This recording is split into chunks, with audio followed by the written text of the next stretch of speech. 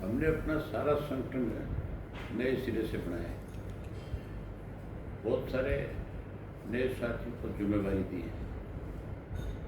हमारे 17 सेल हैं, 17 के 17 सेल का गठन हुआ।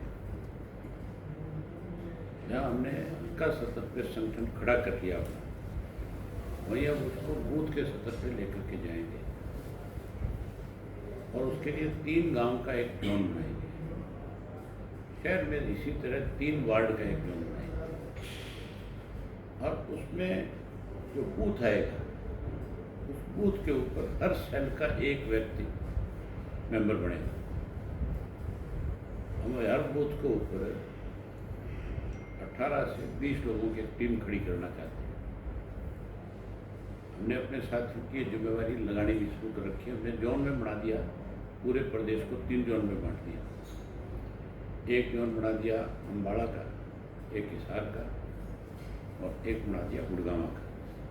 गुड़गांव में 8 जिले और सब इसमें आपके हिसार और अम्बाड़ा में 7-7 जिले जिनके बाकायदा जोन इंचार्ज बनाए हैं। पार्टी का एक व्यक्ति जोन इंचार्ज नहीं, हमने उसमें 3-3, 4-4 सीनियर साथियों की ड्यूटियां लगाई हैं जिनको जोन इंचार्ज है। उन्हीं के जिम्मे लगाया कि वो डिस्ट्रिक्ट के सतह के ऊपर, हल्के के सतह पे जाकर के टीमों का गठन करवाए, वहाँ के लोकल साथियों को लेकर के। आगे उनकी ये जिम्मेवारी है, अगला महीना पूरा जो है हम इसी बात के ऊपर जोर लगाएंगे कि हर हालत में जुलाई के महीने में हमारा संगठन जो है बूथ के सतह पे खड़ा हो जाए।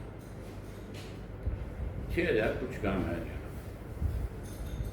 हम लोगों की तरह फर्जी मेंबरशिप का काम नहीं करेंगे, हम फर्जी संगठन खड़ा नहीं करेंगे। हम बाकायदा तौर पे हर जगह जिम्मेवार व्यक्तियों की ड्यूटियां लगाएंगे और फिर उसके बाद सारा संगठन बढ़ जाएगा। फिर मैं डिस्ट्रिक्ट हेडक्वार्टर के ऊपर भी और हल्के के सतह पे भी कार्यकर्ताओं की बैठक लूँगा और फिर 25 सितंबर की तैयारी में सबकी ड्यूटियां लगाएंगे। चौधरी देवीलाल जी के जन्म दिवस के ऊपर बड़ा आयोजन करेंगे। उसका फैसला भी हम अगले 10 दिन में, 15 दिन में सीनियर साथियों की मीटिंग बुला करके करेंगे कि कहाँ चौधरी देवीलाल जी का जन्मदिन हमको अब की बार मनाना है। सर, उससे पहले अब तक हरियाणा के अंदर लोगों के सामने कोई भी समस्या सरकार की तरफ से या पंजाब की सरकार की तरफ से या सरकार की बेकायदियों की वजह से आई है, उसका सिर्फ अगर किसी ने विरोध किया तो इंडियन नेशनल लोकदल पार्टी ने किया है।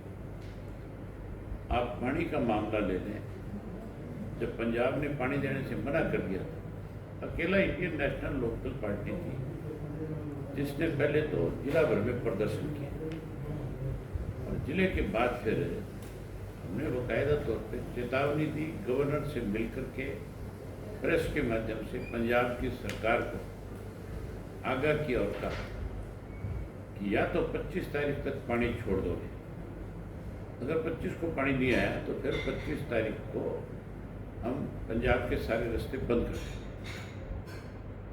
पंजाब की सरकार को इस बात की समझ थी कि इंडियन नेशनल लोकदल पार्टी जो निर्णय लेगी वो उससे एक कदम पीछे नहीं हटेगी।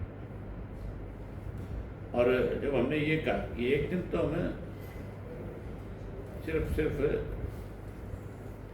उसको एक दिन का पंजाब बंद करके आपको चेतावनी देने का काम करेंगे, और उसके बाद भी समझ में नहीं आई तो फिर हम परमानेंट मोर्चा लगा देंगे। उन्होंने तुरंत हाथ खड़े किए और पानी छोड़ दिया। अब बिजली के रेट बढ़ गए। अपोजिशन जो है वो तो सिवाय अखबार में स्टेटमेंट देने के इससे ज़्यादा कहीं आगे है ही। हमने ये फैसला किया कि शक्ति भवन पे 1 तारीख को बड़ा प्रदर्शन करेंगे और शक्ति भवन पे प्रदर्शन करके चेयरमैन को मेमोरेंडम देंगे और कहेंगे कि बिलों में तुरंत जो प्रभाव से आपने बढ़ाए हैं उनको वापस दिया जाए। अगर वो वापस नहीं करेंगे फिर उस पर भी हमको बड़ा फैसला लेंगे। हम लोगों के साथ सरकार को मनमर्जी नहीं करते। प्रदेश में रोजाना हत्याएं, लूट खसूट की घटनाएं हो रही हैं, किस तरह देखते हैं? कानून व्यवस्था नाम की चीज नहीं है प्रदेश में। आप ये देखो, एक्साइज डिपार्टमेंट ने शराब के ठेकों की ऑक्शन करनी होती है, ऑक्शन नहीं कर सके। आज भी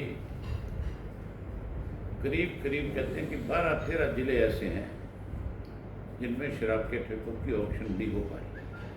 गैंगस्टर धमकियां देते हैं और कहते हैं कि अगर किसी ने ऑक्शन में जाकर के हिस्सा लिया, कोई ऑनलाइन गया, तो हम उसको देख लेंगे। ये सरकार की कमजोरी है कि कोई इस तरह से धमकी दे। मुख्यमंत्री कहते हैं कि मुख्यमंत्री तो है ही नहीं। मुख्यमंत्री का तो रोजाना कोई ना कोई नया बयान आता है। आज के अखबार भी आप पढ़ लो, 3-4 स्टेटमेंट है अलग अलग मुख्यमंत्री।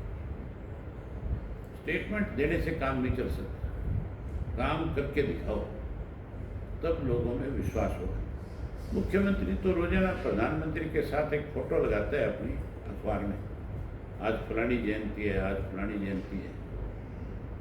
उनके फोटो लगा करके, जिनके नाम मुख्यमंत्री जानता भी नहीं, उनके फोटो भी लगा देते हैं। मुख्यमंत्री को इन सब चीज़ों को करने की बजाय लॉ एंड ऑर्डर पे ध्यान देना चाहिए, लोगों में विश्वास पैदा करना चाहिए। हरियाणा प्रोग्रेसिव स्टेट है। आज इसलिए कोई इंडस्ट्री नहीं आ रही, आज इसलिए कोई बाहर से कारोबार करने नहीं आ रहा कि यहाँ वो सुरक्षित नहीं है। कोई जिला ऐसा नहीं है जहाँ शांत हुआ करता था सारा मामला, कोई क्रिमिनल कोई केस नहीं होते थे। आज भरमार है।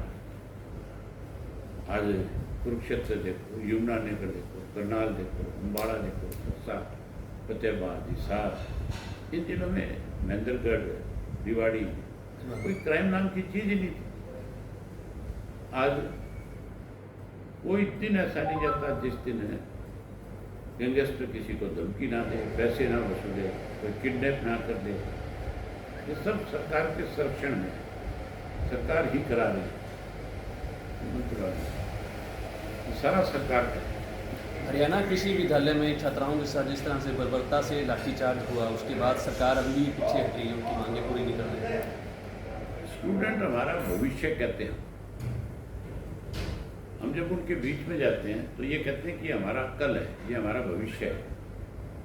इसी में से कल को कोई साइंटिस्ट बनेगा, कोई डॉक्टर बनेगा, कोई इंजीनियर बनेगा, कोई इसमें से राजनेता बनेगा, कोई IAS IPS अफसर बनेगा। अगर उनके साथ आप बर्बरता करते हो, लाठीचार्ज करते हो, उनके साथ आप जबरदस्ती कोई चीज थोपना चाहते हो, तो फिर प्रजातंत्र कहाँ है? HAU के स्टूडेंट के साथ चीफ मिनिस्टर ने स्वयं 4 लोगों की कमेटी बनाई और ये कहा कि मैं इसका समाधान करूंगा, बातचीत करूँ। HAU के स्टूडेंट की तरफ से भी ये कहा गया कि हमारी बातचीत हुई है, हमारी मांगे मान ली गई है, हम कल धरना उठा लेंगे। अगले दिन उस बातचीत को सिरे चढ़ाने की बजाय खारिज कर दिया सरकार ने। तो फिर सरकार का है, आगे मुख्यमंत्री की कमेटी, फिर मुख्यमंत्री की जुबान से निकला हुआ शब्द कानून का रूप होता है। हरियाणा मुख्यमंत्री के द्वारा गठित की गई कमेटी के मायने खत्म होते हैं। आपको लगता है कि कहीं ना कहीं अफसरशाही हावी है? भाई जब सरकार नहीं होगी तो फिर अफसरशाही हावी होगी, तभी नहीं होगी ना। अफसर सुनते ही नहीं सरकार में किसी, अपनी मनमर्जी करते हैं। छात्र इंसाफ मांग रहे हैं, VC को हटाने की मांग। आपने देखा नहीं, अभी मेरे पास सैकड़ों लोग आए हुए थे और सब क्या पब्लिक हेल्थ से, किसी का SDM से, किसी का DC से, छोटे छोटे काम हैं, उनके लिए कितने चक्कर काटने पड़ते हैं लोगों को, कितना परेशान होना पड़ता है, किराया भाड़ा लगता है, गाड़ियों में तेल जलता है, सारा दिन का काम ठप हो जाता है। अफसर अगर सुनते तो फिर उनको हमारे पास आने की जरूरत नहीं। सरकार के आदेश पर पूरे 22 जिलों में जनता दरबार समस्या का समाधान लगाया जा रहा है। क्या फिर वही बात करते हो आप भी? एक तरफ तो आप स्वयं ये कह रहे हो कि इस तरह के हालात हैं, दूसरी तरफ आप ये कहते हो सरकार ये करिए, आप सरकार वालों से पूछो कहाँ है तुम्हारा दरबार, किसका समाधान हुआ है, कौन सा दरबार लगाया आज तक? कोई दरबार नहीं है। यूनिवर्सिटी के बीसी को बर्खास्त करने की मांग की जा रही है लगातार।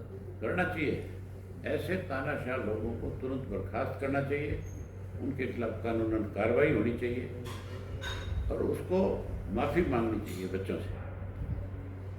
बच्चे हमारी धरोहर हैं, आप उनको लाठियों से दबा नहीं सकते, आप उनके हॉस्टल खाली नहीं करा सकते।